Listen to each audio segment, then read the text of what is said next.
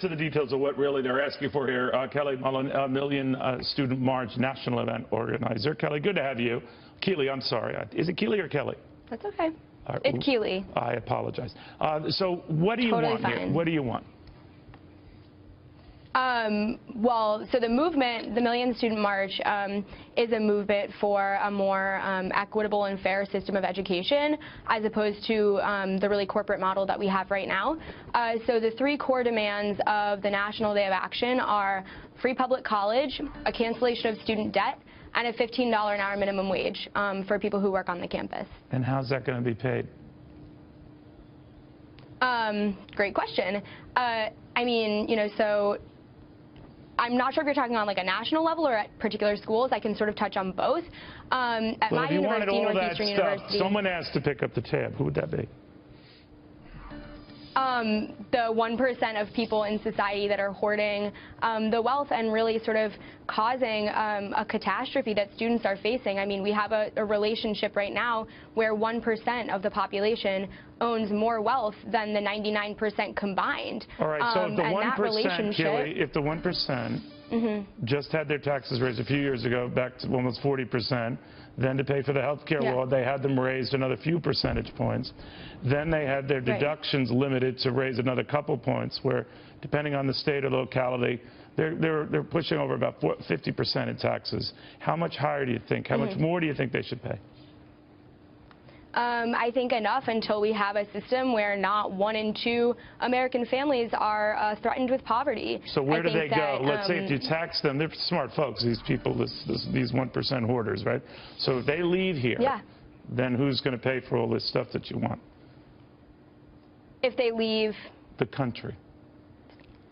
I mean, there's always going to be a 1% in the U.S. The U.S. is like the bastion of capitalism and its success, and I think that... Do you think the 1% could pay for all of this? Absolutely. 85 people in the world hold more wealth than half of the global population. No, wait a minute. I mean, are we talking about 85 billionaires, or are you extending this to the 1%? Or whomever who earn a little bit north of $250,000. At what level, Keely, do you start saying you got to pay a hell of a lot more than you're paying now in taxes? I mean, I think people earning, certainly people earning over $1 million a year should be contributing to the wellness of society. If it's 50% now, let's say it's around 50% with taxes. We used to have a top rate of 90%. You think we should get back to that? I mean, I think that eventually we will get back to that. I think eventually... And you're okay with that? Are some of your friends okay with that? Do some of them want to be successful themselves, and they'd be happy when they get to a level, maybe over 200,000, 250,000, they start paying 90% in taxes on that? They'll be happy with that? Absolutely. I mean, I think that Keely, come on, you're talking to me here. Your friends are going to be happy getting to a point in their career when they can look outside and say, finally, I'm able to pay 90% in taxes. Obviously, you know, people in your position, you know, don't want to pay 90% in taxes. I dare say, unless you're high as a kite, you wouldn't volunteer to pay 90%, right? I mean, unless you really did see a considerable bang for the buck and it was worth it, right? But a lot of the times you realize it's not worth it, and given some of the track records we've seen with government, it doesn't always work, right? Yeah, I mean, absolutely. But the reality is we have to look at the injustice of the system as it exists right now. Then do you think maybe if everyone paid a little bit more for this, would you pay a little bit more for this, besides the rich, that to pay for that it's worth it? That you think these are good goals? People already are paying for this. No, I asked it differently. I asked you, would you, Keely, and your friends, and your mom, and your dad, and your family, would they happily pay more to provide all of these benefits you just outlined? Of course, and we already are. No. You just said to pay for some of the things you wanted, the rich should pay significantly more than they're paying right now. Now you're telling me... Yeah, that's exactly what I'm saying. Okay, everyone's already paying. Well, they're not. I mean, now you're saying for these added benefits that you want, and they're fine benefits, don't get me wrong. You think your friends, their parents, your family would be happy to pay a little bit more to provide these guarantees and benefits.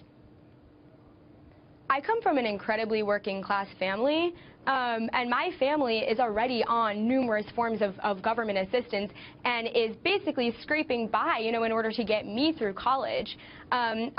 I live in a world and I see a system around me where there's a population that's doing nothing to contribute to the progression of society. Education is really the only way that we have innovation, that we have, I'm sure you know. You sound very smart. You know what's going on. You mentioned what's going on in the world. You're probably aware of what's happening in Greece and these other countries that provided all these benefits and then some, many of which you outlined very nicely here for us today. And they're going broke and they're out of money. And they don't know what to do. And their people are rioting on the streets because they can't believe the money's gone and the benefits and the promises are gone. Right. What do you think? I mean, yeah, there's like a global catastrophe right now of complete like defunding of social services and because defunding they ran out of money. Of public, you know what happened, Keely? They just ran out of money. Yeah.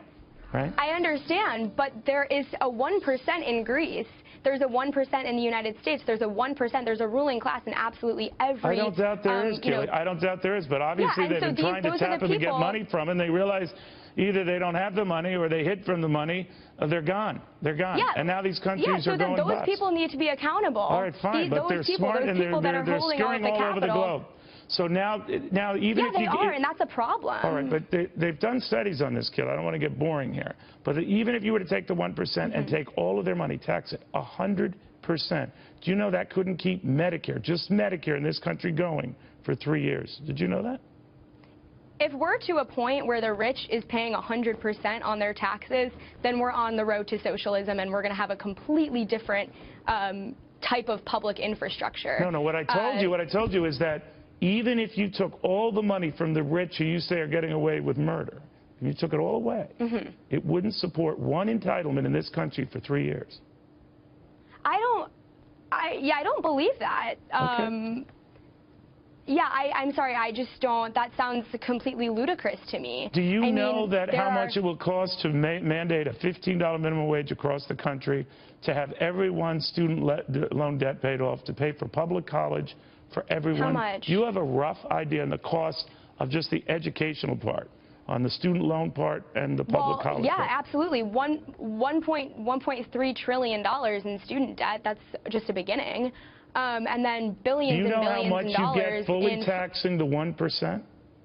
100%. I don't know. Is it close to the number, the $16 trillion that we spent to bail out the banks? Hear what I'm saying, because I just want this to be a math reminder. $1 trillion, which would barely keep Medicare going for 3 years. That's one area. Even if we repositioned it to go into this area that you want, we don't have enough to do it. So you're going to have to find other means of getting money, right? Yeah, I mean, I think that that's a starting point. I mean, I think that all of these things require really comprehensive programs. No doubt. But do you fear, Keely? I guess what I'm asking you.